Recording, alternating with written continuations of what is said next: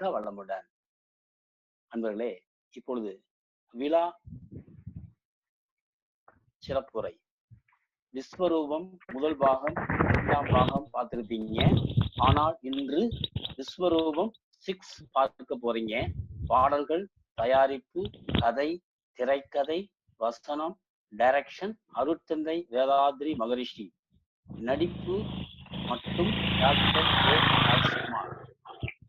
நித்தம் தவமிருக்க பழகும் போது நீ காண நேரிடும் பல் விந்தை உன்னுள் இரத்த சுழல், காற்று சுழல், உணவினின்று ரசம் பிரித்தல், சீரணித்தல் இவற்றால் உள்ளே எத்தனையோ விதமான நாதம் கேட்கும்.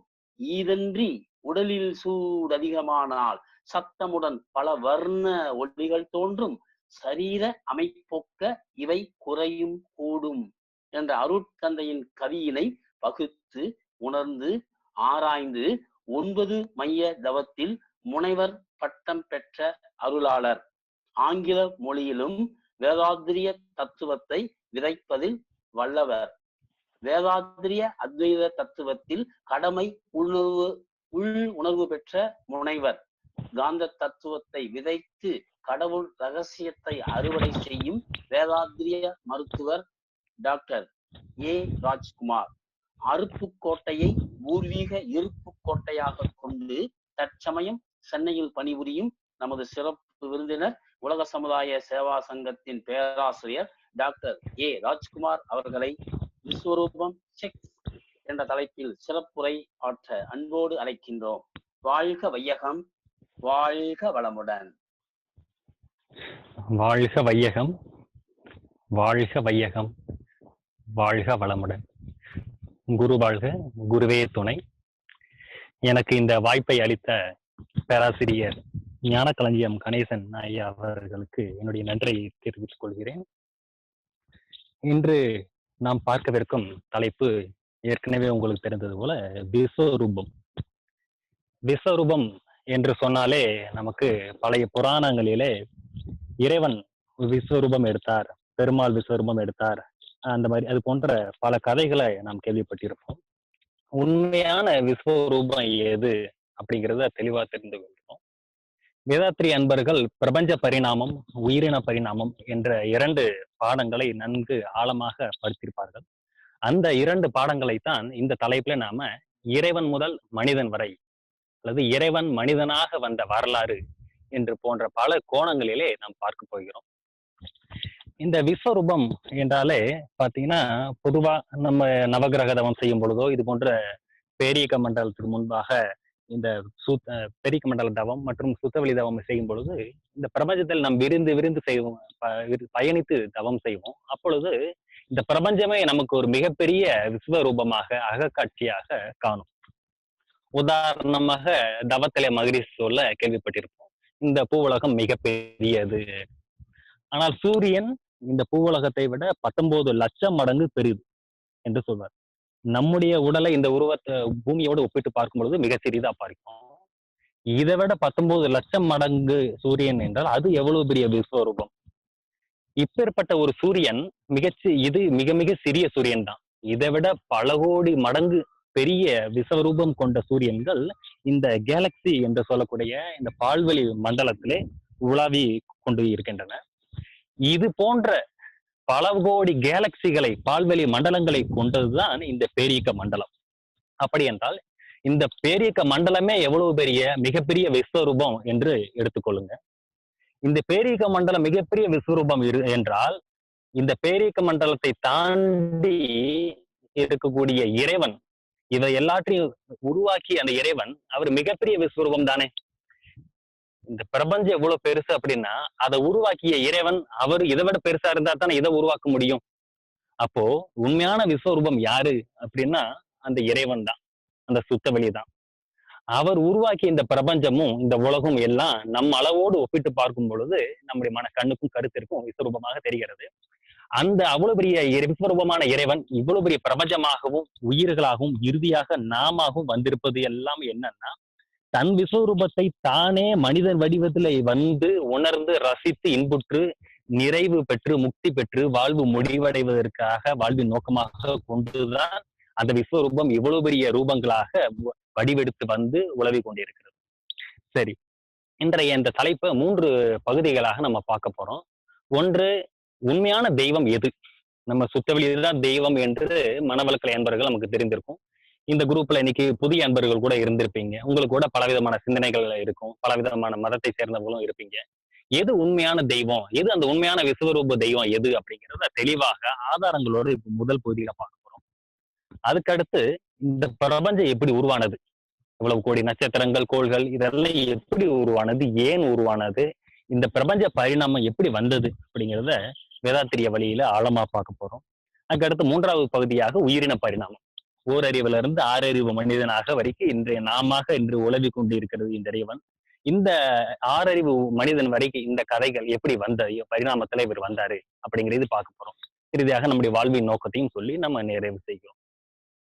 முதலில சுத்தவெளிதான் தெய்வம் அப்படிங்கறத இன்னைக்கு இப்ப விரிவா பார்க்க போறோம். புதிய அன்பர்களுக்கு இது சுத்தவெளிங்கிற ஒரு வார்த்தையே ஒரு புதிதாக இருக்கலாம்.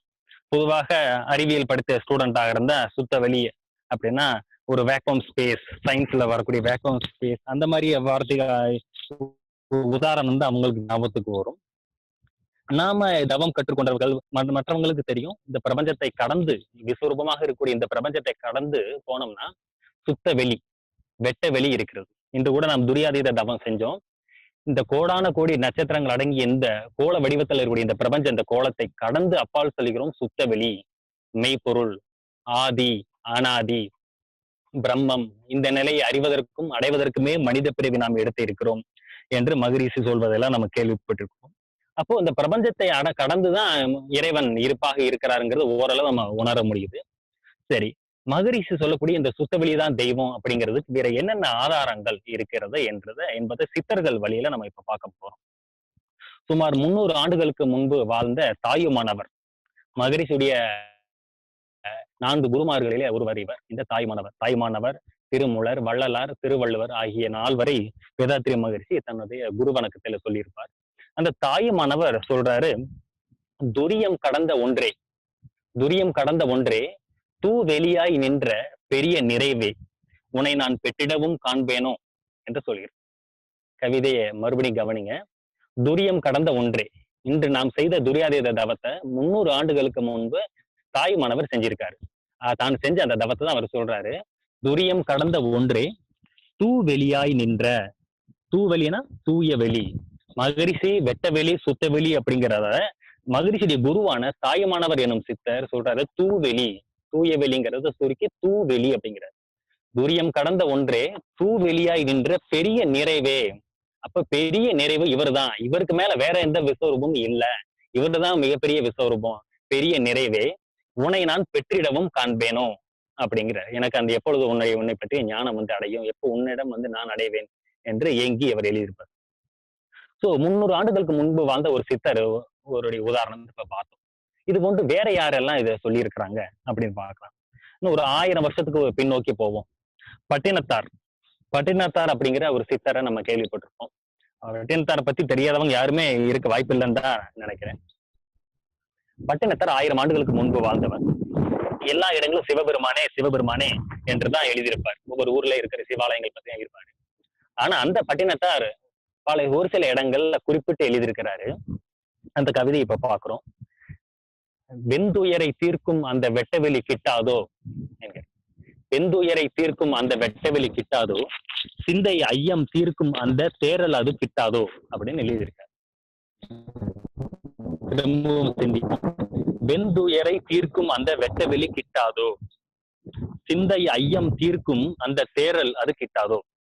அப்போ தன்னுடைய துன்பங்களை எல்லாம் போக்கக்கூடியவர் யாரு அப்படின்னா வெட்டவெளி. வெண்துயரை, என்னுடைய வெண்துயரை தீர்க்கக்கூடிய அந்த வெட்டவெளி எனக்கு கிட்டாதோ, இறைவன் எனக்கு கிடைக்க மாட்டாரோ, கிட்ட மாட்டாரோ, இறை ஞானம் எனக்கு சிந்தை ஐயம் தீர்க்கும் அந்த தேரல் அது கிட்டாதோ, என் மனதில் இருக்கக்கூடிய எல்லா கேள்விகளுக்கும் விடையளிக்கக்கூடிய அந்த தேறுதல், அந்த ஆறுதலான அந்த தேறுதலான அந்த இறைவன் எனக்கு எப்ப கிடைக்காதோ அப்படின்னு பாடுவார். அப்போ சிவபெருமான பத்தி சொன்ன அதே பட்டினத்தார் தான் வெட்டவெளி அப்படின்னு சொல்றாரு. சரி, இது ஒன்று. இதற்கு அடுத்து பாத்தீங்கன்னா குதம்பை சித்தர் அப்படின்னு ஒருத்தர். குதம்பை சித்தருடைய பாடலை வேதாத்திரி மகரிஷி பல இடங்கள்ல சொல்லியிருப்பார். அவர் பல பாடல்கள் எழுதியிருப்பாரு 2 வரிகள். அதுல முக்கியமானது வந்து எல்லாருக்கும் தெரிந்திருக்கும். அதாவது வெளியே மெய்யென்று இருப்போருக்கு பட்டயம் எதுக்கடி குழம்பாய் பட்டயம் எதுக்கடி என்று. அப்போ வெட்ட வெளியே மெய்யென்று இருப்போருக்கு பட்டயம் எதுக்கடி அப்படின்னா என்ன அர்த்தம்?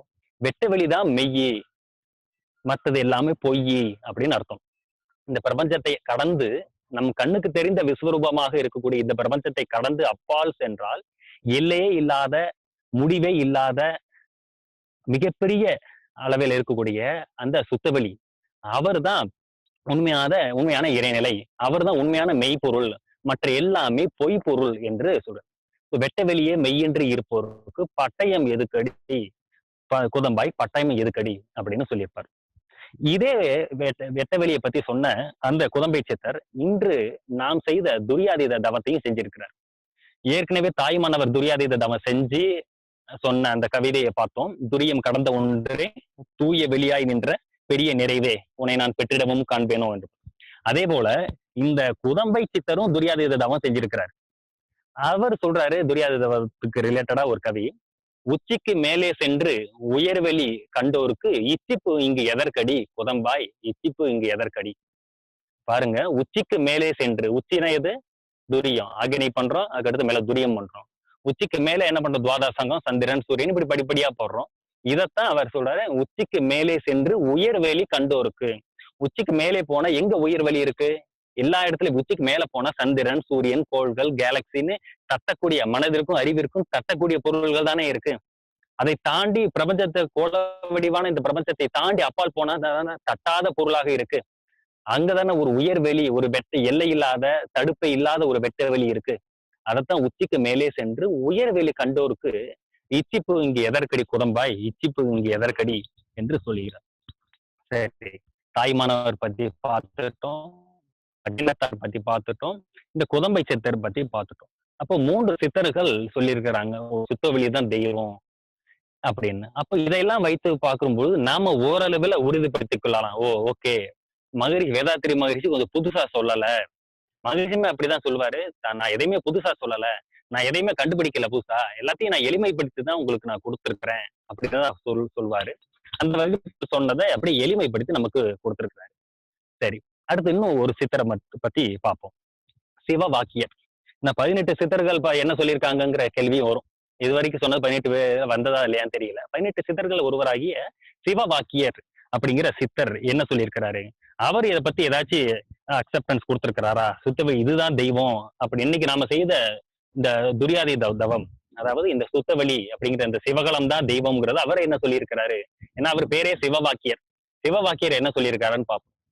இந்த சிவவாக்கியர் சொல்றாரு, கட்டையால் செய்தேவரும், கள்ளினால் செய்தேவரும், மட்டையால் செய்தேவரும், மஞ்சளால் செய்தேவரும், சட்டையால் செய்தேவரும், சாணியால் செய்தேவரும், வெட்ட வெளியதன்றி வேறு தெய்வம் இல்லையே என்று எழுதியிருப்பார். அந்த கடைசி வரி மட்டும் நீங்க நல்லா கவனிச்சிருப்பீங்க. வெட்ட வெளியதன்றி வேறு தெய்வம் இல்லையே அப்படின்னு சொல்லியிருக்கிறார். சிவவாக்கியர் யாரு? அவர் கதையில எல்லாம் கேள்விப்பட்டிருப்போம். அவர் பிறக்கும் பொழுது சிவ சிவ என்று சொல்லி வந்தால் சிவவாக்கியர் என்று சொல்வார்கள். நெத்தியில நாமம் போட்டிருப்பாரு வித்தியாசமா. அவர் சிவன் ராமன் பத்தி எல்லாத்தையும் கலந்து சமய ஒற்றுமைக்காகவும் நிறைய கவி எழுதியிருப்பாரு. அப்ப அப்பேற்பட்ட கவி எழுதிய அந்த சிவவாக்கியர் சித்தர் தான் சொல்றாரு, கட்டையால் செய்தேவரும். ஏன் இந்த லிஸ்ட் சொல்றாருன்னா, கோயில்ல சிலைகள் பார்ப்போம், ஒண்ணு கல்லுல இருக்கும், ஒரு சில இடங்கள்ல ஒரு கட்டையில கூட பிள்ளையார செதுக்குவோம், சாணியை பிடிச்சு வச்சு அதையும் பிள்ளையாருன்னு சொல்லுவோம். இது போன்று பல ரூபங்கள்ல உலோகங்கள்ல எல்லாம் இறைவனை வடிக்கிறோம் இல்லையா?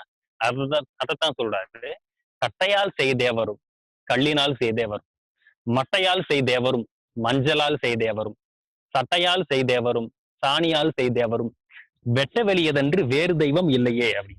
அப்போ 18 சித்தர்களில் ஒருவரான இந்த சிவவாக்கியர் சொல்றாரு, வெட்ட வெளியதன்று வேறு தெய்வம் இல்லையே. அப்போ 18 சித்தர்களை கடந்து 19வது சித்தராக வாழ்ந்த நம்முடைய வேதாத்திரி மகரிஷி சொல்றது அதையே தான் சொல்றாரு, சுத்தவெளிதான் தெய்வம் அப்படின்னு. சோ இது போன்ற சித்தர்களுடைய பாடல்களை நம்ம தெளிவாக மனதுல உள்வாங்கி தினமும் சிந்திக்கணும். சிந்திச்சா சித்தர்கள் வழியில தான் வேதாத்திரி மகரிஷி உண்மையான இறைவனை நமக்கு காமிக்கிறாரு.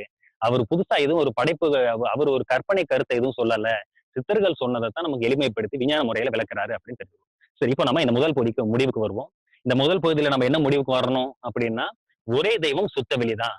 தெய்வம் எங்க இருக்கு? தெய்வம் எல்லா இடத்துலயும் இருக்கு. பிரபஞ்ச பரிணாமத்துல அவரே தான் எல்லாமாக வந்திருக்கிறாரு.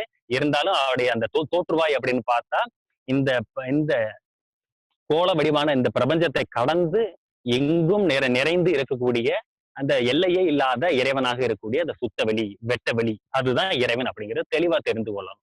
அது முடியும்.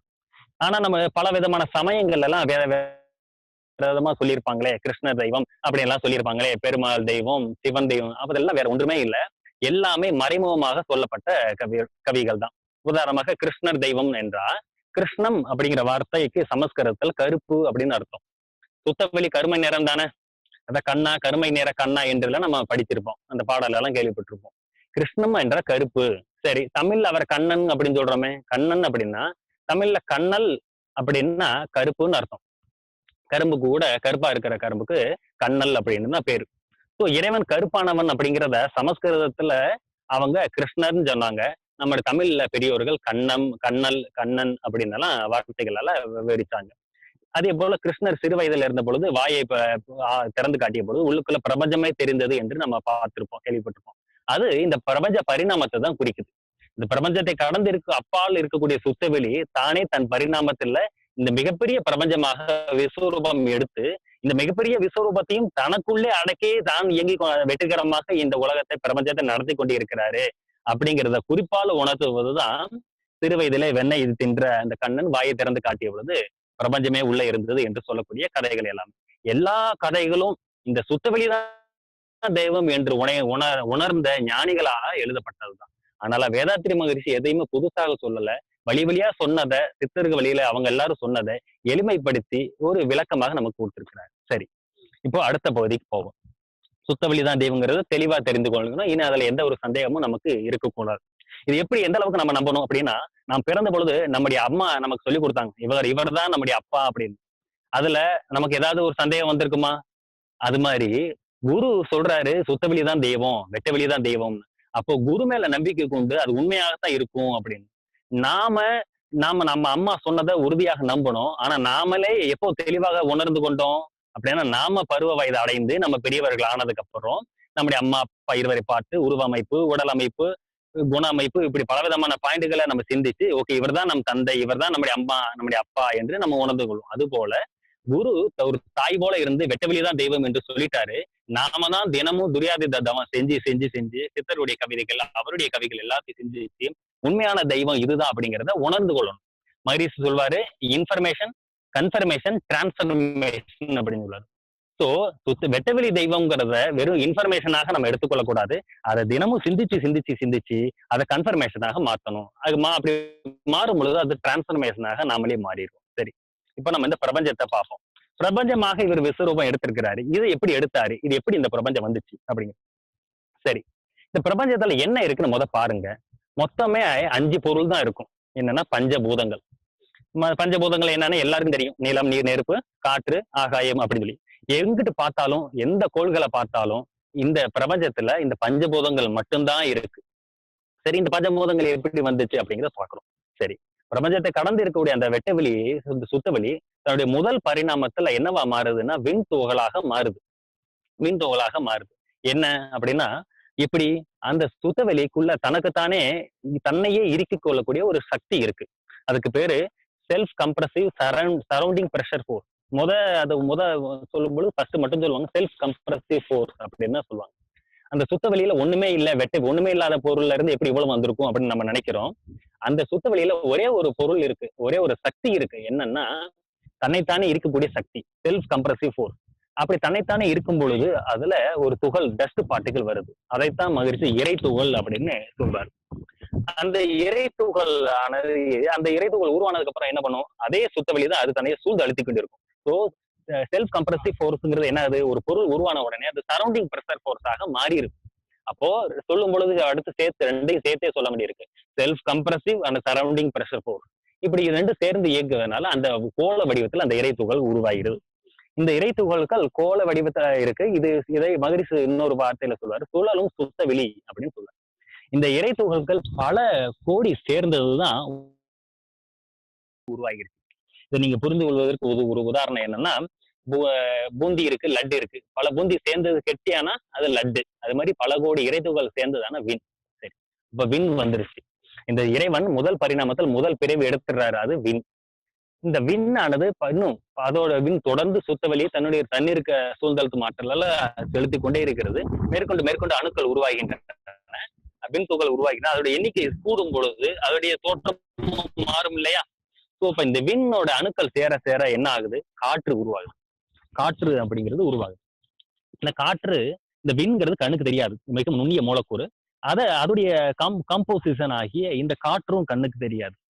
ஆனாலுமே கூட நீங்க சில நேரத்துல காற்றை கூட பார்க்கலாம். சில நேரம் காற்று நீங்க உத்து கவனிச்சே பார்த்தீங்கன்னா கொத்து கொத்த அணுக்கள் அப்படியே நகர்வது தெரியும். அப்ப அதை கூட நீங்க அப்படியே தெளிவா உணர்ந்து கொள்ளலாம். அப்போ கண்ணுக்கு தெரியாத அந்த அந்த இந்த காற்று கண்ணுக்கு தெரியக்கூடிய இந்த காற்றாக வருது. சரி, இந்த காற்று அப்படிங்கிறது 2வது பூதமாக வந்துருச்சு. இந்த காற்று தான் இன்னும் கொஞ்சம் கெட்டியானா அது என்ன ஆகுது? நெருப்பு. நெருப்பு, ஃபயர். இந்த நெருப்பு தத்துவதற்கு எந்த ஒரு விஞ்ஞானியும் சொல்லாத ஒரு விளக்கத்தை வேதாத்திரி மகரிஷி சொல்றாரு. சுருக்கமா என்னன்னா, அழுத்த நெருப்பு.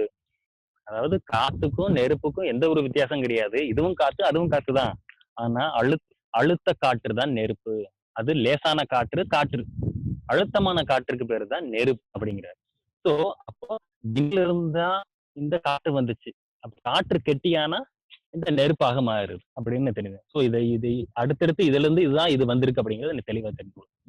அடுத்து பாருங்க, அப்ப தண்ணி எப்படி வந்துச்சு அப்படின்னா, இதே காற்றுல மேன்மேலும் விண் துகள்கள் கூடிக்கொண்டே போகுது. அதோட எண்ணிக்கை நம்ம H2O படிச்சிருப்போம், ஹைட்ரஜன் ஆக்சிஜன் அப்படிங்கிற ஹைட்ரஜன் ஆக்சிஜன் இந்த இருவேறு மூலக்கூறுகள் சேரும் பொழுது அதோட எண்ணிக்கை அந்த கூடும் பொழுது அந்த கொத்து இயக்கமானது ஒன்றின் இடத்தை இன்னொன்று நிரப்பிக் கொண்டு அது ஒரு கோர்வையாக மாறி தண்ணீர் துளியாக மாறிடுது. அப்ப காற்று தான் அணுக்கள் சேரும் பொழுது நேரடியாக பாத்தீங்கன்னா இந்த மாதிரி தண்ணீராக மாறுது. இதை நீங்க புரிந்து கொள்வதற்கு நீங்க ஏசியை கூட எடுத்துக்கலாம். ஏசியில இருந்து தண்ணி எல்லாம் லீக் ஆகுறதெல்லாம் பார்ப்போம். ஏர் கூலர் எல்லாம் ஏசி சொல்ல, ஏர் கண்டிஷன்ல நம்ம தண்ணியா ஊத்துறோம் இல்ல. அப்ப காற்று இயக்கம் தான் அங்க. காற்று தான் அந்த இடத்துல கெட்டிப்பட்டு நேரடியாகவே அந்த இடத்துல நீராக மாறுது. அந்த அணுக்கள் சேர்வதனால, விண் துகள்கள் சேர்வதனால நீராக மாறிடுது. சரி, அப்போ சுத்த வெளிதான், வெட்ட வெளிதான் விண்ணாச்சு, விண்ணு தான் காற்றாச்சு, காற்று தான் நெருப்பாச்சு, அதே காற்று தான் இன்னும் இப்ப நெருக்கத்துல தண்ணீர் ஆச்சு. சரி, இப்ப 4 பூதங்களை பார்த்துட்டோமா? பூதம்னா பௌதிகம் அப்படிங்கிற வார்த்தை தான் பூதம். சரி, இந்த காற்று எல்லாம் வந்துருச்சு, ஓகே. கடைசியாக நீர். நீருக்கு அடுத்து என்னது? நிலம். நீர் கெட்டியானா அதுக்கு பேர் தான் நிலம். இதை நம்ம ஈஸியா நமக்கு சொல்லாமலே புரியும். ஃப்ரிட்ஜில் நம்ம தண்ணி வச்சா ஐஸ் கட்டியாக பாக்குறோம். அப்போ நீரை லிக்விட் ஆனது சாலிட் ஆகும். அப்போ நீர் கெட்டியானா நிலமாக மாறுது. அப்போ ஒன்றுமே இல்லாத வெட்ட வெளியில இருந்து அணுக்கள் கூடி அதோட அணுக்களுடைய திணிவு நிலைகளுக்கு ஏற்பதான் இந்த பஞ்சபூதங்கள் இறுதியாக இந்த மண்ணாக வந்திருக்கிறது அப்படின்னு நம்ம நிலமாக வந்திருக்குது. ஏன்னா நிலம் எதுல இருந்து வருது? நீர்ல. நீர் எதுல இருந்து வருது? நீரும் நெருப்பும் எங்க இருந்து வருது? காட்டுல இருந்து வருது. காற்று எங்க இருந்து வருது? விண்ணுல இருந்து வருது. விண் எங்க இருந்து வருது? வெட்ட வெளியில இருந்து வருது. சரி, அப்போ அந்த செயினை, இந்த சங்கிலத்தோட உணர்ந்து கொள்ளணும். அப்போ உண்மையான தெய்வத்துல இருந்து இந்த பஞ்சபூதங்கள் வருது. அப்போ இதை எப்படி நம்ம எடுத்துக்கொள்ளணும்? இறைவன் இந்த பஞ்சபூதங்களை உருவாக்கல. நம்ம அப்படிதானே படிப்பு தத்துவம் தானே கேள்விப்பட்டிருக்கோம். இறைவன் ஒன்னும் பஞ்சபூதங்கள் உருவாக்கல, இறைவனே பஞ்சபூதங்களாக மாறி இருக்கிறாரு, அவர் தன்மாற்றம் ஆயிருக்கிறாரு அப்படின்னு நம்ம எடுத்துக்கொள்ளணும். உதாரணமாக பால் இருக்கு, பால் தானே தயிரா மாறுது, தயிர் தானே அடுத்து வெண்ணெயாக, மோராக, நெய்யாக மாறுது. அடுத்தடுத்த பரிணாமம் தானே. நெய்யை காமிச்சு இதுல பால் முடியும். ஒரு காலத்துல பாலா இருந்து அது பரிணாமத்துடைய முடிவுல இன்றைக்கு நெய்யாக இருக்கு. அது போலத்தான் இன்னைக்கு நம்ம மண்ணை பாக்குறோம், நமக்கு தண்ணீரை பாக்குறோம், இன்றைக்கு இது நீராக நிலமாக இருக்கிறது. இது முன்னாடி சுத்த வெளியாக வெட்ட வெளியாக இருந்தது அப்படின்னு நம்ம தெளிவா தெரிஞ்சுக்கிறோம். சரி, அப்போ இந்த அறிவோட பாருங்க, இந்த பிரபஞ்சம் முழுக்க எங்கிட்டு பார்த்தாலும் இந்த 5 பஞ்சபூதங்கள் மட்டும்தான் இருக்கும், வேற எதுவுமே இருக்காது. இந்த பஞ்சபூதங்கள் மட்டும்தான் இருக்கும், வேற எதுவுமே இருக்காது. இதை மகரிஷி சொல்லுவாங்க. தன்னுடைய குருநாதர் கிருஷ்ணாராவ், வைத்திய பூபதி கிருஷ்ணாராவ் பஞ்சபூத தத்துவங்களை விளக்கி எனக்கு சொன்ன பொழுது, அதுக்கப்புறம் நான் இந்த பிரபஞ்சத்தையும் இந்த உலகத்தையும் நான் பார்க்கும் பொழுது எனக்கு இந்த பிரபஞ்சமே ஒரு பஞ்சபூத பூங்காவாக தான் தெரிந்தது என்று மகரிஷி சொல்லியிருப்பாங்க. அந்த அளவுக்கு இந்த பஞ்சபூத பூங்காவை எல்லாமே அந்த வெட்டவெளியிலிருந்து தான் வந்தது. சரி, இந்த வெட்டவெளியை பத்தி இன்னும் இந்த பரிணாமத்தை இன்னும் சுருக்கமாக நம்ம 5 பொருள் இருக்குன்னு சொல்றோம். மகரிஷி அதை இன்னும் சுருக்கி 2 பொருள் தான் இந்த பிரபஞ்சத்துல இருக்கு அப்படின்னு சொல்லுவார். எப்படி அப்படின்னா, இந்த பிரபஞ்சம், இந்த பஞ்சபூதங்களுடைய மூலக்கூறு என்ன? விண் தானே. விண்ணுடைய அடர்த்தியான மற்ற 4 பூதங்களும். அப்ப இருக்கிறதெல்லாம் விண் மட்டும் தானே. அப்போ அப்ப எல்லாமே சுத்திக்கிட்டு இருக்கு. இந்த விண் எல்லாமே சுத்தி இதை தாண்டி பிரபஞ்சத்துக்கு அப்பால சுழலாத சுத்தவெளி இருக்கு. அப்போ ஒண்ணு இயங்கக்கூடிய பொருள், இது நிகழ்ச்சி. இதை தாண்டி போனா இயங்காத பொருளாக இருக்கு. அப்போ 2 தான் இந்த பிரபஞ்சத்துல இருக்கு.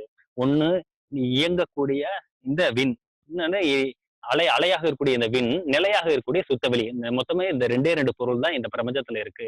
பிரபஞ்ச பரிணாமத்தில் இந்த 2 தத்துவத்துல மகிழ்ச்சி முடிச்சிருப்பாங்க. இதெல்லாம் அடுத்து நீங்க ஆழ்ந்து சிந்திக்கும் பொழுது உங்க மனதுல தெளிவாக்கி கொள்ளும். சரி, அப்ப இந்த 2 பொருள் தான் இருக்கு. சரி, இப்படி இந்த பஞ்சபூதங்களாக வந்திருக்கூடிய இந்த இறைவன் அதுக்கு அடுத்து மனிதனாக எப்படி வந்தான், நாம் எப்படி வந்தோம் அப்படிங்கிறத நம்ம இப்ப தெரிந்து கொள்ள போறோம். அதாவது நம்முடைய சொற்பொழிவுடைய 3வது பகுதியான இந்த உயிரின பரிணாமத்துக்குள்ள இப்ப நுழைய போறோம். எது தெய்வம்ங்கிறத தெளிவா தெரிஞ்சுக்கிட்டோம். அதுக்கடுத்து பிரபஞ்சத்துல அவர் எப்படி பரிணாமத்துல பஞ்சபூதங்களாக வந்திருக்கிறாரு, இந்த வெட்டவெளி எப்படி வந்தாரு அப்படிங்கிறத நம்ம பார்த்துட்டோம். அதுக்கு அடுத்து 3வதாக இப்படி ஓரறிவுல இருந்து 6 அறிவு வரைக்கும் மனுஷன் எப்படி வந்தான். இன்னைக்கு குரங்குல இருந்தெல்லாம் வந்திருக்கிறோம் சொல்றோம். ஆனா குரங்குல இருந்து ஏன் இப்ப மனுஷன் வர்றதில்ல? இப்படி பலவிதமான கேள்விகள் இருக்கும். பட்டினத்தார் சொன்ன மாதிரி சிந்தை ஐயம் தீர்க்கும் அந்த தேரல் அது கிட்டாதோ, என்னுடைய சந்தேகத்தை எல்லாம் விளக்கக்கூடிய நீ எனக்கு கிடைக்க மாட்டேயோன்னு எழுதியிருப்பாரு. நம்முடைய மனதில் இருக்கிற எல்லா சந்தேகத்தையும் விளக்கக்கூடிய பிரபஞ்ச பரிணாமத்தையும் உயிரின பரிணாமத்தையும் விளக்கி சொன்ன மகிழ்ச்சி வழியில இப்ப அந்த உயிரின பரிணாமத்தை இப்ப பார்க்க போறோம். சரி, இந்த பஞ்சபூதங்களுக்கு அடுத்து ஓரறிவு தாவரம். ஓரறிவு தாவரத்தை நம்ம பார்த்திருப்போம். மரம், செடி, கொடி எல்லாமே ஓரறிவு தாவரம் தான். சரி, ஓரறிவுன்னா என்ன? ஒன் சென்ஸ் சொல்றோம். அதுக்கு ஒரே ஒரு அறிவு தான் இருக்கு. என்ன அப்படின்னா, அதுக்கு தொட்டா மட்டும்தான் தெரியும். தொடு உணர்வு. இப்ப நம்ம உட்காந்து இந்த ஸ்பீச்சை கேட்டுட்டு இருக்கோம். நம்ம வீட்லயே பக்கத்திலேயே செடி கொடிகள் மரங்கள் எல்லாம் இருக்கும். அந்த செடிக்கோ மரத்துக்கோ நாம அதை பத்தி நினைச்சாலோ அதை பத்தி பேசினாலோ எதுவுமே தெரியாது. அதை கூப்பிட்டா கூட அது காது கேட்காது. ஆனா அது பக்கத்துல அந்த மரத்தை போய் நம்ம தொட்டா அதுக்கு தெரியும், ஓ யாரோ நம்மளை தொடுறாங்க அப்படின்னு அந்த மரத்துக்கு ஒரு உணர்ச்சி வரும். அதுதான் தொடு உணர்வு என்று சொல்லக்கூடிய ஓரறிவு தாவரம். சரி, இந்த ஓரறிவு தாவரம் எப்படி வந்துச்சு அப்படின்னு இப்ப பார்க்க போறோம். ஏன்னா இது இந்த சிந்தனைகள் எல்லாம் ஏதோ ஒரு மரத்தை பத்தி பேசுறோம், ஏதோ பஞ்சபூதங்களை பத்தி பேசுறோம், ஏதோ ஒரு வெட்டவெளி பத்தி பேசுறோம் நம்ம நினைக்க கூடாது. நாம இன்றைக்கு இந்த உலகத்துல உலவிக்கிட்டு கொண்டிருக்கிறோம்னா நம்ம பின்னோக்கி நம்ம கடந்து வந்த பாதை இதெல்லாம் கடந்துதான் இன்னைக்கு நம்ம மேல வந்திருக்கிறோம். அப்ப நாம் கடந்து வந்த பாதைகளை நம்ம திரும்பி பார்க்கிறோம் என்ற அறிவோட நம்ம பார்க்கணும். சரி, இந்த பஞ்சபூதங்கள் இருக்கக்கூடிய இடங்கள்ல தானாகவே இந்த ஓரறிவு தாவரங்கள் உருவாகும். எப்படி அப்படின்னா, இப்போ ஒரு வேப்ப மரம் இருக்கு, புளிய மரம் இருக்கு, ஒரு ஆப்பிள் மரம் இருக்கு. இதெல்லாம் எங்க இருந்து வந்துச்சுன்னா விதையில இருந்து வந்துச்சு. அந்த விதை எங்க இருந்துச்சு? அதுக்கு முன்னாடி ஒரு ஆப்பிள் மரத்துல இருந்து, ஒரு வேப்ப மரத்துல இருந்து, ஒரு புளிய மரத்துல இருந்து, இப்படியே பின்னோக்கி போனா முதல் வேப்ப மரமோ முதல் புளிய மரமோ எங்க இருந்து வந்திருக்கும்? விதையே இல்லாம சுத்தவெளியுடைய பேரறிவுல பஞ்சபூத கூட்டல தானாக தான் வந்திருக்கும். செடி புல்லு தான் அப்படி வளர்ந்து செடியாகுது, செடிகள் தான் வளர்ந்து பெருசான மரமாகிறது. சரி, இந்த பஞ்சபூதங்கள் எப்படி இந்த ஓரறிவு தாவரத்தை தோற்றுவிக்குது அப்படின்னு நம்ம பார்ப்போம். இந்த பஞ்சபூதங்கள் பாத்தீங்கன்னா ஒரு தெய்வீக ஒழுங்கமைப்புல உருவாகும் பொழுது இருக்கும் பொழுது அங்க விதையே போடாம ஓரறிவு தாவரம் தானாகவே உருவாயிடும். உதாரணமாக நீங்க ஒரு கிரவுண்டு எடுத்துக்கோங்க. ஸ்கூல் கிரவுண்டு, காலேஜ் கிரவுண்ட் எல்லாம் பார்த்துருப்போம். அந்த கிரவுண்டு வெயில் காலத்துல காஞ்சி போய் கிடக்கும். அதே கிரவுண்டு பாத்தீங்கன்னா திடீர்னு கோடை மழை பெய்யும். மழை பெஞ்ச உடனே 2 நாள்ல அப்படியே பசுமையாக புல்லெல்லாம் முளைச்சி ரொம்ப அப்ப நம்ம என்னைக்காச்சும் யோசிச்சிருக்கோமா, எப்படி இந்த விதைக்கு இந்த நிலத்துல யாரு இந்த புல்லுக்கு உண்டான விதையை போட்டது? எப்படி மழை பெஞ்ச உடனே இப்படி இந்த புல் பூண்டுகள் முளைச்சது அப்படின்னு நம்ம இந்த புல் பூண்டு அதுல விதைகள் உருவாகும் எல்லாம் ஓகே. ஆனா முதல் செடி முதல் ஒரு புல் பூண்டு தானாகவே விதையே இல்லாம கூட வரும். அப்படிப்பட்ட சக்தி வாய்ந்தது. அப்ப என்னதான் அங்க நடக்குது அப்படின்னா, அது வேற ஒண்ணும் இல்ல. அந்த இடத்துல அதுக்கு கோடை காலம் இல்லையா? சரி, ஃபர்ஸ்ட் அந்த பஞ்சபூதங்கள்ல முதல் பூதம் பாருங்க, நிலம் இருக்கு. ஓகே, அடுத்து பாருங்க நெருப்பு இருக்கு. நெருப்பு என்னது? மேல இருந்து சூரிய ஒளி, பூமி ஹீட்டா இருக்கு. ஸோ நெருப்பு கிடைச்சிருது. அடுத்து காற்று, மண் துகளுக்கு இடையில காற்று உள்ள ஊடுருவி இயங்கி கொண்டிருக்கு காற்று. அடுத்து 4வது என்ன? விண்துகள் தானே எல்லாமாகவும் இருக்கு. ஸோ இந்த 4 பூதங்கள் வந்துருது. ஒரே ஒரு பூதம் மட்டும் குறையுது. என்ன? அதுதான் தண்ணீர். ஸோ மழை பெஞ்சி தண்ணீரும் சேரும் பொழுது அங்க ஒரு தெய்வீக காந்த சுற்றோட்டம் ஏற்படுது. அந்த தெய்வீக காந்த சுற்றோட்டத்துல இருக்கக்கூடிய அந்த பேரறிவு என்ன பண்ணுது அப்படின்னா, தானாகவே தொடு உணர்வை உணரக்கூடிய செல்களை, அந்த உணர்ச்சியை கொள்ளக்கூடிய ஓரறிவு தாவரமாக பரிணமிக்கிறது, வளர்கிறது, தன்மாற்றம் அடைகிறது என்று எடுத்துக்கணும். அந்த தன்மாற்றத்துல உள்ள இருக்கிற பேரறிவுக்கு ஏற்ற மாதிரி இலை, பூ, காய் டிசைன் எல்லாம் டிசைன் பண்ணி அந்த புல் போண்டு முளைச்சிருது. அதுக்கடுத்து அந்த ஜென்ரேஷன் கண்டினியூ ஆகுறது. அதுல விதைகள் எல்லாம் வரும். சப்போஸ் விதை இல்லைனாலும் அடுத்த சீசனுக்கு மறுபடியும் விதையே இல்லாமலும் அந்த புல் பூண்டுகள் வரும். சோ பஞ்சபூதங்கள் இருக்கிற இடத்துல தானாகவே ஓரறிவு தாவரங்கள் உருவாகுது. இந்த இணைப்பை நீங்க தெளிவா தெரிந்து கொள்ளணும், மனதில் இருத்திக் கொள்ளணும். ஏன்னா பஞ்சபூதங்கள் எல்லாம் அதுல உணர்ச்சி இல்ல. ஆனா ஓரறிவுல இருந்து நம்ம 6 அறிவு வரைக்கும் உணர்ச்சி இருக்கு. அப்போ உணர்ச்சி இல்லாத பொருள்ல இருந்து உணர்ச்சி இருக்கக்கூடிய பொருளாக நாம எப்படி வந்திருப்போங்கிறத ஒரு சந்தேகம் உங்களுக்கு இருக்கும். அந்த அந்த அந்த இணைப்பு பாலம் தான் இந்த இந்த நான் சொல்லக்கூடிய இந்த பாயிண்ட். என்னன்னா பஞ்சபூதங்களும் அமையக்கூடிய தெய்வீக சுற்றோட்டத்தில், அந்த காந்த சுற்றோட்டத்தில் தானாகவே இறைவன் பரிணாமிக்கிறாரு ஓரிரவு தாவரமாக அப்படிங்கிற தெளிவா தெரிஞ்சுக்கணும். சரி, அடுத்து இதுல பாத்தீங்கன்னா ஓரிரவு தாவரம் வந்துருச்சு. சரி, இத பத்தி மகிழ்ச்சி ஒரு கவி எழுதியிருப்பாரு. மாக்கோளமாய் விளைந்த மதிவிருந்து புத்தகத்துல இருக்கு. வித்து இன்றி, அதாவது விதை ஃபர்ஸ்டா மரம் ஃபர்ஸ்டான்னு கேட்பாங்க. அப்படிங்கிற பத்தி விளக்கமா மகிழ்ச்சி எழுதியிருப்பாரு. வித்து இன்றி சுத்த சுயமாயும் வித்து இன்றி புல் பூண்டுகள் சுத்த சுயமாய் தோன்றும் வகை எறிந்தால் வித்து முந்தியோ மரம் முந்தியோ என்ற வித்தகம் பெற்று என்ற விளக்கம் பெற்று வித்தகன் ஆவான் என்று மகிழ்ச்சி எழுதியிருப்பார். கவிதை திரும்ப சொல்றேன். வித்து இன்றி புல் பூண்டுகள் சுத்த சுயமாயும் தோன்றும் வகை எறிந்தால் தோன்றும் வகை இருந்தால் வித்து முந்தியோ மரம் முந்தியோ என்ற விளக்கம் பெற்று வித்தகன் ஆவான் என்று மகிழ்ச்சி சொல்லியிருப்பார். சோ விதையே இல்லாம ஓரிரு தாவரங்கள் வரும் அப்படிங்கிறது. சரி, அடுத்து இரண்டறிவுக்கு போவோமா? இரண்டறிவு என்ன அப்படின்னா புழு, இதை எடுத்துக்கணும். ஓரறிவுனா என்னன்னா தொடு உணர்வு, தொட்டா தெரியும், டச்சு. இரண்டறிவுங்கிறது என்ன? தொடு உணர்வு பிளஸ் சுவை உணர்வு. இதெல்லாம் பஞ்சேந்திரிய தவத்துல நம்ம பார்த்திருப்போம். ஸோ தொடர் உணர்வுனா தொட்டா தெரியும், சுவை உணர்வுனா என்ன, நமக்கு சாப்பிட்டா அந்த சுவை தெரியும். இது என்னன்னா புழுவுக்கு இந்த இரண்டறிவு இருக்கும். புழுவுக்கு என்ன இருக்கு? புழுவுக்கு தோல் இருக்கு. அது நகர்ந்து அது எதையாச்சும் போய் சாப்பிடுது. அப்போ அதுக்கு தோல் வாய் இருக்கக்கூடிய இந்த இரண்டு புலங்கள், இது ஈரறிவு என்று சொல்லக்கூடிய செகண்ட் சென்ஸ் லிவிங் பீயிங்ஸ் என்று சொல்கிறோம். சரி, இந்த புழுக்கள் எப்படி வருது? தாவரங்கள் தான் வந்திருக்கா அப்படின்னா ஆமா. நீங்க பாருங்க, இப்ப நம்ம விவசாயம் எல்லாம் பண்ணியிருப்போம். புடலங்காய் வீட்டுல கூட தோட்டம் போட்டிருப்போம். புடலங்காய் வரக்கான்னு செடிகள் எல்லாம் போட்டிருப்போம். நம்ம செடிகள் வச்ச உடனே புடலங்கால இருந்து செடியில இருந்து கொஞ்ச நாள்ல பாருங்க தானாவே ஒரு புழு வந்துடும். அந்த புழுவை யார் கொண்டு வந்து விட்டது? நீங்க அந்த பூச்செடியை, அந்த புடலங்காய் செடியை தனியா எங்கேயோ கொண்டு போய் ஒரு தீவுல வச்சு வளர்த்தாலும் அங்கேயும் அது அங்க அதே மாதிரி ஒரு புழு வந்துடும். எப்படி வருதுன்னா, அந்த புழு எந்த ஒரு வரல, அந்த செடிதான் பரிணாமத்துல அந்த ஓரிரு தாவரம் தான் பரிணாமிக்குது, தன்மாற்றம் அடைந்து ஈரறிவு உருவாக மாறுது. இதுதான் பரிணாமத்துடைய வேகம் என்று நம்ம எடுத்துக்கொள்ளணும். பஞ்சபூதங்கள் இருக்கிற பரிணாம வேகம் ஓரிரு தாவரமாக வந்துருது. அது புதனுடைய கிரக அலைகளை பெற்று அது பச்சை நிறமாக அப்படியே வெளிப்படுது. ஈரறிவு உயிரினமாக இந்த புழுவாக மாறுது. ஸோ இந்த புழு, அப்புறம் இந்த சிப்பி, கடல்ல இருக்கக்கூடிய சிப்பியில இருந்து முத்து எடுக்கிறோம்ல, அதெல்லாம் இரண்டறிவு தான். தோல் இருக்கும், வாய் இருக்கும். அதை வாயை பொழந்துதான் அந்த முத்து எடுக்கிறோம். அப்போ இந்த இரண்டறிவு புழுவானது வந்துருது. சரி, அப்போ இதுல இருந்து என்ன கனெக்ஷன் நம்ம தெரிந்து கொள்ளணும்? இரண்டறிவு புழு உயிரினங்கள் ஓரறிவுல இருந்தா வருது. ஓரறிவு உயிரினம் பஞ்சபூதங்கள்ல இருந்தா வருது. இப்படி பின்னோக்கி போய் பாருங்க, உங்க சுத்த வழியில முடிஞ்சிடும். சரி, இப்போ 2வது அறிவு வந்துட்டோமா? அடுத்து இப்போ 3வது அறிவுக்கு நம்ம இப்ப போவோம். 3வது அறிவு என்ன அப்படின்னா, தோல் இருக்கணும், வாய் இருக்கணும், நம்முடைய மனம், அதாவது நமக்கு ஸ்மெல்லிங் சென்ஸ் ஆர்கன் இருக்கணும். அதாவது தொடு உணர்வு, சுவை உணர்வு, மனம் உணரக்கூடிய வாசனை அறிவு. இந்த 3 இருக்கக்கூடிய உயிரினங்கள் என்னென்ன அப்படின்னா, இந்த எறும்பு பாத்தீங்களா? எறும்புக்கு கண்ணு கிடையாது, காது கிடையாது. எறும்பு இப்ப நம்மளை கடிக்குதே கொசுக்கு கூட பாத்தீங்கன்னா 3 அறிவு தான். இது போன்ற பல கோடி ஜீவராசிகள் இருக்கிறது, வண்டுகள் நிறைய இருக்கு இது போன்று. அப்போ இந்த கொசுவும் சரி, இந்த எறும்பும் சரி 3 அறிவு உயிரினங்கள். தோல், வாயி, மூக்கு இதுலதான் இருக்கும். அதே போல இந்த 3 அறிவுல இருந்து ஆண் பெண் பேதமே உருவாகுது. ஆண் எறும்பு, பெண் எறும்பு என்று உண்டு. அதே போல ஆண் கொசு, பெண் கொசு என்றாலும் உண்டு. அதுல இருந்து வந்த பிரிவு தான் இன்று வரைக்கும் மனிதர்களிட்டையும் உலகிட்டு இருக்கு. இந்த 3 அறிவான எறும்பு இது போன்றதெல்லாம் பார்க்கிறோம். அதே போல கரையான், அதுவும் பாத்தீங்கன்னா 3 அறிவு தான். சரி, அப்போ இது 3 கண்டிப்பா 2ல தான் வந்திருக்கும். சரி, அடுத்த 4வது அறிவு பார்க்கலாமா? இந்த 4ஆம் அறிவு என்ன அப்படின்னா, நமக்கு தொடு உணர்வு இருக்கணும், சுவை உணர்வு இருக்கணும், வாசனை இருக்கணும், ஒளி உணர்வு, அதாவது லைட் பார்க்கக்கூடிய சக்தி இருக்கணும். காது மட்டும் இருக்கக்கூடாது. காது மட்டும் இல்லாம மிச்ச 4ம் நம்ம உடம்புல காது எல்லாம் வந்து அப்படி இருக்கும். அந்த 4 உணர்ச்சிகள் இருக்கக்கூடிய ஜீவராசிகள் என்னன்னு பாருங்க. பாம்பு இருக்கு. பாம்பு, அதுபோல நண்டுக்கு கூட பாத்தீங்கன்னா காது கிடையாது. பாம்புக்கு காது கிடையாது. இது போன்ற பல உயிரினங்களுக்கு, பல்லி இருக்கு, பல்லிக்கு காது கிடையாது. அதில் 4 அறிவு உயிரினங்கள். இது போன்ற பல உயிரினங்கள் இருக்கு. ஸோ இந்த நண்டு, பல்லி, பாம்பு போன்ற 4 அறிவு உயிரினங்கள் எல்லாம் வந்து இப்போ 3 அறிவுல தான் பரிணாமத்தை இப்படி வந்திருக்கும். ஓகே, சரி.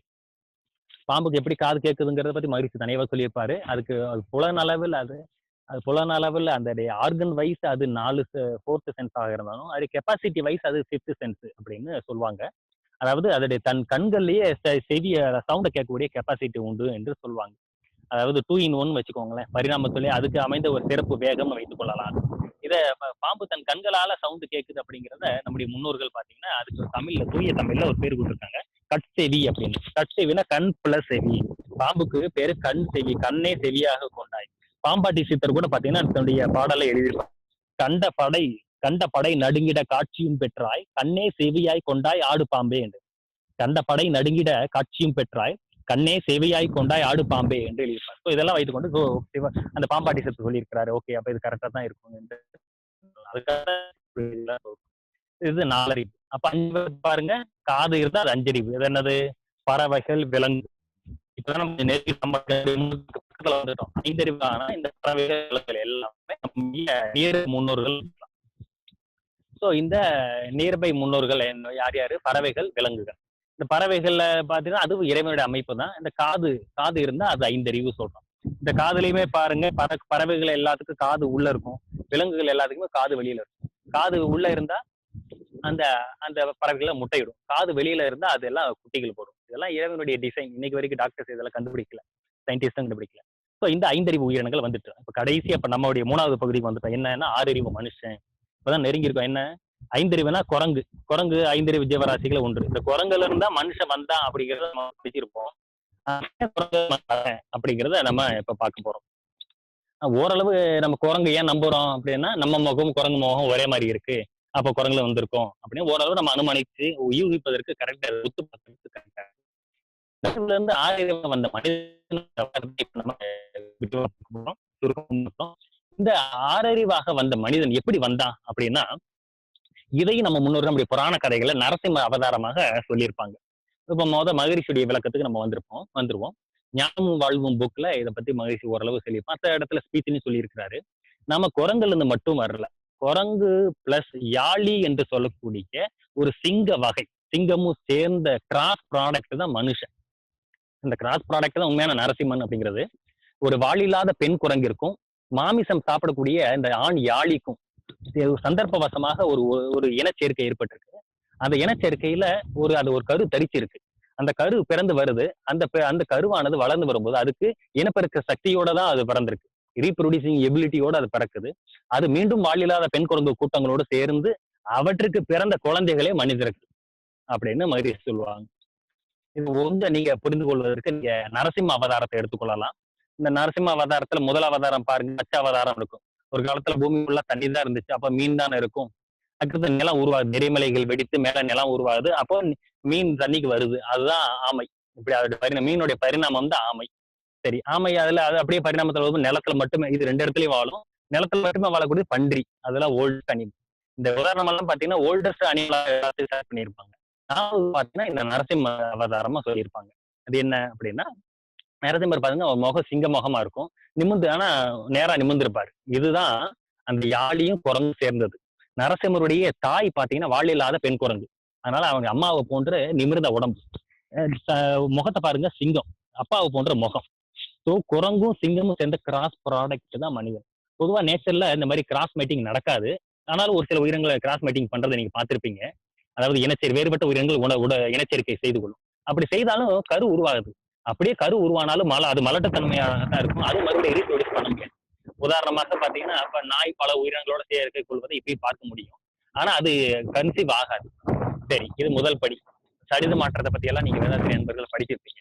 அடுத்து 2வது படி பாருங்க, குதிரை இருக்கு, கழுதையும் இருக்கு. அதுதான் குதிரை கழுதை. அப்ப அந்த கோவில் கலந்து கழுதை வளர்ந்து மறுபடியும் அது இனச்சேர்க்கை செய்ய முடியாது. அது இனச்சேர்க்கை செய்தாலும் அதுல இருந்து கரு உருவாகாது. அப்ப 2வது விதியோட தடுத்துறாரு. அதுல நாயும் நரியும் சேர்ந்தாலும் குட்டிகள் பிறக்கும். ஆனா அந்த குட்டிகள் மறுபடியும் வளர்ந்து நாயோடைய நரியோட சேர்ந்தா அதற்கு மறுபடியும் குட்டிகள் பிறக்காது. அப்ப 2 விதிகளை தானே தடுத்து வச்சிருக்கிறாரு. இப்படித்தான் யாழியும் இந்த சிங்கமும் சேர்ந்த கிராஸ் ப்ராடக்ட் ஆக அது கிராஸ்மேட்டிக் பண்ணாது, ஆனாலும் பண்ணிருச்சு. அடுத்து பண்ணிருச்சு, கரு உருவாகுது, ஆனால் கரு உருவாகிருச்சு. அப்படியே உருவானாலும் அது மலட்டுத்தன்மையோடு பிறக்கும். ஆனா இந்த நரசிம்மரானவர் ரீப்ரொடியூசிங் எபிலிட்டியோட பிறந்து அவர் மீண்டும் வாழில்லாத பெண் குரங்கு கூட்டத்தோட சேர்ந்து வாழ்றாரு. அவற்றுக்கு பிறந்த குழந்தைகளே மனிதர்கள். நீங்க சிங்கத்துக்கு பாத்தீங்கன்னா ஆண் சிங்கத்துக்கு தான் மீசை தாடி எல்லாம் இருக்கும். அதான் பிடரி மையன்னு சொல்றோம்ல, அதுதான் ஆண்களுக்கு மட்டும் மீசையும் தாடியும் இருப்பது காரணம் அதுதான். பெண் சிங்கத்துக்கு இருக்காது. இது போன்ற பல குணங்கள் நமக்கு சிங்கத்துடைய குணங்கள் இருக்கு. நம்ம எல்லாம் நான்வெஜ் ஏன் சாப்பிடுறோம்? குரங்கு சைவம் தானே, நம்ம ஏன் சாப்பிடுறோம்னா சிங்கத்துல யாழியில இருந்து வரக்கூடிய அந்த குணம் தான். இந்த யாழிங்கிறது என்னன்னா சிங்கத்திலேயே பெரிய சைஸ் சிங்கம் தான் இந்த யாழி. சிங்கத்தை நீங்க பாத்திருப்பீங்க, அதுலயே கொஞ்சம் பெருசா ஒரு விஸ்வரூபம் வச்சுக்கோங்களேன், அதுதான் யாழின்னு வச்சு கோயில்ல எல்லாம் இந்த யாழி சிலை இருக்கும். இந்த யாழியானது அழிஞ்சிருச்சு. ஏன் அழிஞ்சிருச்சுன்னா, பொதுவா புலி சிங்கம் இதெல்லாம் தன் குட்டிகளை கொல்லும், ஆனா சாப்பிடாது. ஆனா இந்த யாழியானது தன் இனத்தை தானே கொன்று சாப்பிடக்கூடிய உயிரினம், கொடூரமானது, அதனால அழிஞ்சிருச்சு. அதோடைய ஜீன்ஸ்ல நாம வந்ததுனால தான் இன்னைக்கு கூட பாத்தீங்கன்னா மனித நரமாமிசம் சாப்பிடக்கூடிய மந்திரவாதிகளோ காட்டுவாசிகளோ இன்னைக்கு இருக்கிறத நம்ம பாக்குறோம். நரமாமிசம் சாப்பிட்ட சந்தர்ப்ப சூழ்நிலையான ஒரு சம்பவத்தோட மகிழ்ச்சி ஒரு இடத்துல சொல்லியிருப்பாரு. அது போன்று இது எல்லாமே நம்முடைய ஜீன்ஸ்ல இருக்கு அப்படின்னு சொல்லி. இதை ஏன் இதை சொல்றோம்னா, நாம இன்னைக்கு நமக்கு உருவம் மட்டும் குரங்கு போன்றது மட்டும் இல்ல, பலவிதமான மாமிசம் சாப்பிடக்கூடிய ஜீன்ஸ் உயிரினங்களுடைய ஜீன்ஸ்ல நாம வந்ததுனால நமக்கு இந்த குணங்களும் சேர்ந்துதான் நம்ம மனித வடிவத்தில் இருக்கக்கூடிய மிருகமாக இருக்கிறோம். அப்ப மீண்டும் நம்ம மனிதனாக மாறுவதற்கு தான் இந்த தவம் எல்லாம் செய்யறோம் அப்படிங்கிறத நம்ம தெரிந்து கொள்ளணும். சரி, இப்ப இறுதியாக நம்ம இந்த இந்த மனிதனாக வந்தாச்சு, ஆறறிவாக இருக்கக்கூடிய மனிதனாக வந்தாச்சு. இப்ப கொஞ்சம் அப்படி பின்னோக்கி போய் பாருங்க. எங்க சுத்தவெளியில இருந்து ஆரம்பிச்சோம், அதுதான் என்னவானது? இறைத்துகளாகி இறைத்துகள் சேர்ந்து பஞ்சபூதங்கள் சேர்ந்த கலவையில ஓரறிவு வருது. ஓரறிவு செடி, முன்னறிவு, நாலறிவு, அஞ்சறிவு, ஆறறிவு வந்துட்டோமா? அப்ப இந்த செயின்ல பின்னோக்கி பாருங்க, நம்ம எங்க வித்தியாசம் தவிர வேற எந்த வித்தியாசம் கிடையாது. அது ஆண் பெண் கிடையாது.